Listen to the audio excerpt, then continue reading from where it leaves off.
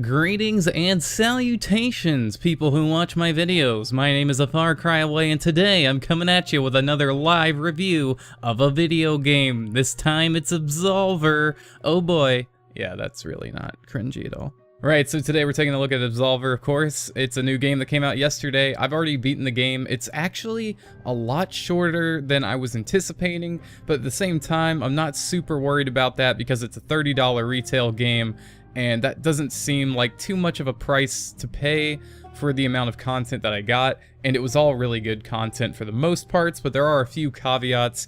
But I wanted to go ahead and read you guys the review I left on Steam yesterday, and then afterwards I'll talk about anything I might want to clarify a bit more on in this review and or change. So let's go ahead and do that.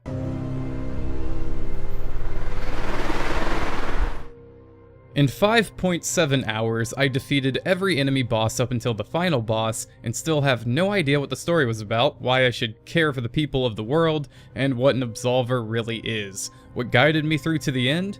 The intense and impactful hand-to-hand combat with easy-to-learn and hard-to-master techniques and mechanics that were evolving through every beat of the narrative. The hands-off approach to storytelling might turn some away from Absolver, but it provided me with an experience that I truly felt was my own. Every interaction I had felt natural in the game, from fighting NPCs whose combat styles changed depending on the region, to encountering other players who wanted to work together or kill me. My first 2 hours of Absolver were a painful learning experience for me as a non-fighting game player. But as the mechanics were naturally distributed through the game, I began to understand what it took to win more engagements than I lost. Even now at the end/post-game content, I still feel that I have many things to learn before mastering the combat system, which is a good sign for the replayability. And this is all just the hand-to-hand combat. There's an entire separate tree of combos dedicated to melee weapons. Melee might seem kind of out of place or even overpowered in a game like this that's focused on hand-to-hand combat, but Absolver handles this masterfully, making it where the weapons can easily be disarmed from your opponent, or even broken from multiple blocks with the weapon in hand. Another aspect of Absolver worth mentioning is the atmosphere and the environments. The unique minimalistic art style of the game, coupled with various contrasting and vibrant colors, makes you stop and gaze out at the distant vistas. The way the world's colors and scenery change time of day when shifting between the regions adds to the sense of adventure. This is sadly where I have to make my first complaint. This game is beautiful, but it suffers from a lot of odd performance drops in certain areas and then not in others. The oddest times when the game's performance drops are when you are inside of an environment that does not have a large draw distance, but still seems to stutter, thus throwing off your combos and your parries at times. Another problem with the launch version of Absolver is its servers. Not only are they seemingly region-locked, but they seem to lag or flat out go out whenever they just feel like it. This will lead to annoyance in combat when you swear you timed your parry perfectly just to get smacked with a roundhouse to the face. Lastly, the enemy AI is nothing to scoff at, and they pose a great challenge, but oftentimes you'll learn that if you just wait for them to attack first while you block, you can just counter afterwards. They'll also always attack after a missed parry, so the enemy AI can become a bit predictable over time. This is not a bad thing, and it does get alleviated as you progress towards the end game, and the AI kind of changes their patterns to mix things up a bit. Overall, for a $30 retail release, Absolver delivers exactly what it promises. A multiplayer combat game where players are placed behind the mask of a prospect, looking to kick ass and take names, while exploring a beautiful world riddled with hidden collectibles and gear, while battling enemies with unique and varied fighting styles. Right, so that's my review. Or my written review on Steam, that is. A few things I kind of want to clarify. In regards to the servers, I feel like the servers might have a little bit more to do with that stuttering problem I was describing than the game itself. Now, don't get me wrong, the game does have performance issues. I'm hearing reports from people with 1080 Ti's and shit that they're having issues. So if they're having issues, then of course, me on my very middle of the road kind of PC build, I'm definitely having issues as well.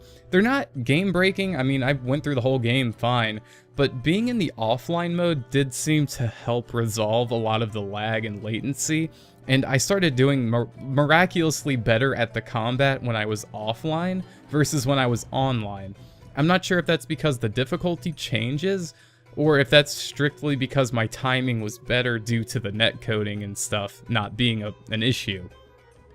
Another thing I wanted to talk about is the PvP game. I only got to play like 2 matches because, you know, the servers have just been like up and down and up and down, and there's no way to actually just consistently play it, it seems. But the 2 matches I played were relatively fun. The only real issues are when you're in the game in the open world and somebody wants to PvP you. The netcode can be so bad that there's no way that you'll be able to time a parry or a dodge correctly because you're going to be taking hits and your inputs get delayed. And that's what I kind of mean, is that this game is very, very, it relies so much on its netcode to the point of its own, it fucks it up, simply put. It's such a good system ruined by some really shoddy netcode. Maybe this will get fixed, I hope it does, but it might not. And also, the developers of this game do not hold your hand when it comes to learning that combat system. Now, I did describe in this review that it gets better over time, certainly, and the game does have a lot of subtle ways of kind of introducing you to different aspects of the mechanics. Some of the enemies you begin to fight later in the game start employing, you know, different methods of stopping you and different techniques of the fighting styles that are going to be used against you, and that's how you kind of learn how to counter it. And then thus, it kind of plays into the online PvP game. But yeah, it would have been really nice to have the developers kind of explain a little bit more. There are a few text things in the practice room that you can go into, and they do help. One of them was a tip that no one I know knew about. It's a tip where if you hit X at the right time in the middle of your combo, you can actually cancel like frames of your animation and then get a little bit of your stamina cost reduced with each move. So if you time your X's perfectly, that sounds weird, if you time the X's perfectly, you can basically pull off faster combos for less stamina. And by the way, that becomes very, very useful information in the late game of even the PvE stuff, because the AI are relentless. So overall, for $30, Absolver is a very good game. However, it just seems like there's just a few things that could be fixed here and there, and then on top of it, maybe the developers down the road, if they were to add a couple of expansions to this game, or some really content-rich PvE stuff, I think there's definitely a lot here to like, but there could be more. And getting to the end game and beating the game within basically 5.5 hours, is not a very long play session for a game that I spent $30 on. If I'd spent $60, I would be mad. But I think 30 it's a little steep for what's there, but the content quality, assuming you're not online, is so damn good that I think it was worth the money alone. And the fact that I still am trying to learn the combat system, and it keeps making me want to come back and fight against the AI, who are progressively getting harder and harder with each level I obtain. That's another mechanic I even forgot to mention.